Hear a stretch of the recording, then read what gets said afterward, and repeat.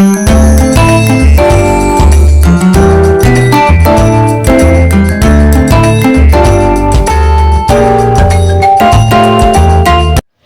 Everyone, welcome back to my channel Jhuma De. আবার চলে আসলাম new একটা রেসিপির ব্লগ নিয়ে। আজ আমি নতুন একটা রেসিপি তোমাদের সাথে শেয়ার করব।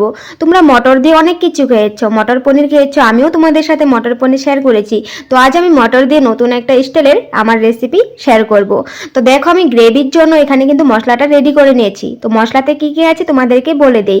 মশলাতে আছে 2টো টমেটো, তারপর হলুদ, নুন, জিরা গুঁড়ো, লঙ্কার গুঁড়ো, ধনিয়ার গুঁড়ো, তারপর কাঁচা লঙ্কা, তারপর শুকনো লঙ্কার গুঁড়ো, সব কিছু দিয়ে আমি আর একটু রসুন আদাও আছে কিন্তু গ্রেভিটা বানিয়ে নিয়েছি। তো দেখো, মাছগুলো কিন্তু আগের দিনের ভাজা, আগের দিনে মানে অল্প মাছ বানানো হয়েছে, আর এই মাছের টুকরোগুলো ছিল পরের দিনের জন্য। তো 4 টুকরো মাছ আছে আর 1 টুকরো মাথার টুকরো আছে। তো দেখো, আমি ধনিয়া পাতাটাও কুচি কুচি করে রেডি করে নিয়েছি। আর এখন আমি কড়াইটাও বসিয়ে দিয়েছি। কড়াইটা গরম হয়ে যাওয়ার পর দিব সরষের তেল। সরষের তেলটা গরম হয়ে যাওয়ার পর পেঁয়াজ ফোড়ন দিব, তেজপাতা দিব, তারপর যে গ্রেভির জন্য আমি মশলাটা রেডি করে রেখেছি ওই মশলাটা দিব। তো এখন তোমরা দেখো।